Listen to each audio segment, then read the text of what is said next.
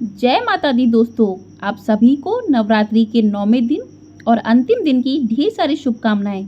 आप सभी पर माँ सिद्धिदात्री की कृपा सदा सर्वदा बनी रहे। नवरात्रि के 9वीं तिथि का विशेष महत्व होता है क्योंकि इस दिन कन्या पूजन भी किया जाता है। चैत्र नवरात्रि का 9वां दिन माँ सिद्धिदात्री को समर्पित है। 17 अप्रैल के दिन पूरे विधि विधान से दुर्गा माता के 9वें स्वरूप माँ सिद्धिदात्री की पूजा करने से सुख समृद्धि में वृद्धि होती है। शास्त्रों के अनुसार माँ सिद्धिदात्री को सिद्धि और मोक्ष की देवी कहा जाता है। तो आज की वीडियो में हम जानेंगे नवरात्रि के 9वें दिन माँ सिद्धिदात्री की पूजा किस प्रकार से करनी चाहिए, पूजा विधि, संपूर्ण पूजा विधि क्या रहेगी, माँ का प्रिय भोग क्या है, माँ को प्रिय पुष्प कौन सा चढ़ाना चाहिए और माँ के मंत्रों के बारे में और माँ की आरती भी सुनेंगे। तो चलिए वीडियो को शुरू करते हैं। माँ के प्रिय रंग हैं नीला या जामुनी। तो इस दिन नीला या फिर जामुनी रंग के वस्त्र पहनना चाहिए। इससे माता बहुत ही अधिक प्रसन्न होती हैं। और माँ का प्रिय पुष्प है गुड़हल या गुलाब के। तो आज के दिन माँ को आप गुड़हल या फिर गुलाब के पुष्प चढ़ा सकते हैं। और माँ का प्रिय भोग क्या है, तो माना जाता है कि माँ सिद्धिदात्री को चना, पूड़ी, मौसमी फल, खीर, हलवा और नारियल का भोग बहुत अधिक प्रिय है। तो ऐसे में 9वीं के दिन इन चीज़ों का भोग माता रानी को ज़रूर लगाएं। तो नवरात्रि के 9वें दिन सुबह जल्दी उठकर स्नान आदि कर लें। उसके बाद माँ के प्रिय रंग बैगनी या फिर नीले रंग के वस्त्र धारण करके माँ का पूजन करें। यदि आपके पास इस रंग के वस्त्र नहीं है तो आप किसी भी रंग के लाल या पीले वस्त्र भी ग्रहण कर सकते हैं, धारण कर सकते हैं। उसके बाद आप मंदिर की साफ सफाई करें, यानी कि जहाँ पर आपने चौकी स्थापित की है माता रानी की, वहाँ पर जो भी पुष्प, जो भी धूप बत्ती अग्यारी है उसको हटा के साफ सफाई कपड़े से साफ कर दें। माँ के आसन के पास, चौकी के पास झाड़ू नहीं लगानी चाहिए। आप कपड़े से और पोछा लगा सकते हैं, तो झाड़ू आपको वहाँ पर नहीं लगानी चाहिए। उसके बाद माँ की जो मूर्ति है उसको गंगा जल से अभिषेक करें, गणेश जी का अभिषेक करें। उसके बाद आप माँ को लाल चंदन, चुनरी, सिंदूर, पीले और लाल पुष्प, गुड़हल या गुलाब का पुष्प माँ को अर्पित करिए। धूप दीप नैवेद्य अर्पित कीजिए माँ को।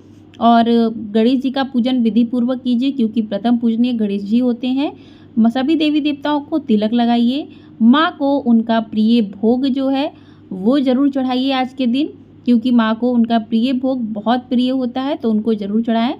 तो आप चना, खीर, हलवा, पूड़ी, नारियल आदि का भोग लगा सकते हैं और आपने जो भी फल लिए हैं उसका भोग माँ को लगाइए। तो इस प्रकार से आप पूजा संपन्न कीजिए।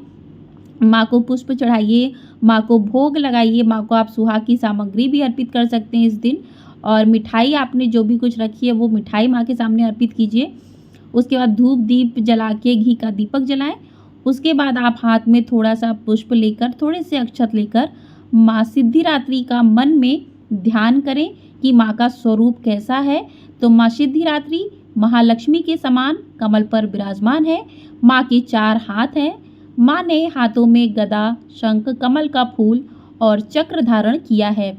माँ सिद्धिदात्री को माता सरस्वती का रूप भी मानते हैं। तो इस प्रकार से माँ के स्वरूप का स्मरण करें। उसके बाद आप माँ के सामने प्रार्थना मंत्र अवश्य बोलें। प्रार्थना मंत्र है सिद्ध गंधर्व यक्षाधैर्य सुरेर मरे रपि सैव्यमाना सदा भुआयत सिद्धिदा सिद्धिदायिनी। इस प्रकार से माँ का प्रार्थना मंत्र है। माँ से प्रार्थना करें। और माँ की स्तुति करने का मंत्र है या देवी सर्वभूतेषु माँ सिद्धिदात्री रूपेण संस्थिता नमस्तस्यै नमस्तस्यै नमस्तस्यै नमो नमः। तो इस प्रकार से माँ का स्तुति मंत्र आप पढ़ सकते हैं, माँ से प्रार्थना मंत्र कह सकते हैं। और माँ सिद्धिदात्री का बीज मंत्र है ईम क्लीम ऐस सिद्धे नमः। तो इन मंत्रों का आप जाप कर सकते हैं। आप अपनी श्रद्धा के अनुसार 108 बार या फिर 11 बार या 5 बार या 7 बार, तो जैसे आपको टाइम है, जैसे आपके पास श्रद्धा है, उस हिसाब से माँ के मंत्रों का जाप करें। आप इस दिन दुर्गा चालीसा का पाठ करें और माँ के दुर्गा सप्तशती पाठ के अध्याय को पढ़ें और इस प्रकार से माँ का पूरे विधि पूर्वक पूजन करें और माँ सिद्धिदात्री की कथा भी अवश्य सुने। आप नवरात्रि व्रत कथा भी सुन सकते हैं। इस प्रकार से माँ का ध्यान करके, माँ के मंत्रों के साथ उच्चारण करते हुए, माँ का ध्यान करते हुए, माँ के स्वरूप का ध्यान करते हुए, इस प्रकार से आप मन में माँ सिद्धिदात्री का ध्यान करें और उनका पूजन करें और इन सभी पाठों को पढ़ें। उसके बाद आप फिर पान के पत्ते पर कपूर और लौंग रखकर माता की आरती अवश्य करें। तो इस प्रकार से सारी कथाएं सुनकर आपने हाथ में जो अक्षत और पुष्प लिए थे वो माँ के चरणों में अर्पित कर दें। अर्पित करने के बाद आरती करें माँ की। तो चलिए माँ की आरती शुरू करते हैं। जय सिद्धिदात्री माँ, तू सिद्धि की दाता, तू भक्तों की रक्षक, तू दासों की माता। तेरा नाम लेते ही मिटती है सिद्धि, तेरे नाम से मनने की होती है शुद्धि। कठिन काम सिद्ध करती हो तुम, जभी हाथ सेवक के सिर धरती हो तुम। तेरी पूजा में तो ना कोई विधि है, तू जगदम्बे दाती, तू सर्व सिद्धि है।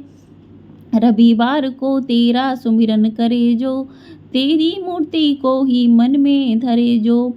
तू सब काज उसके करती है पूरे, कभी काम उसके रहे ना अधूरे। तुम्हारी दया और तुम्हारी यह माया, रखे जिसके सिर पर मैया अपनी छाया।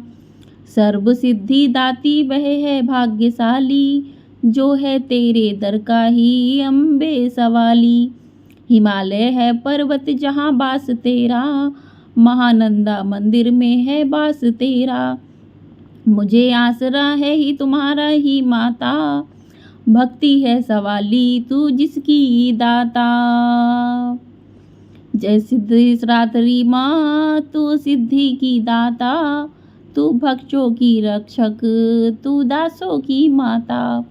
बोल सिद्धिदात्री मैया की जय।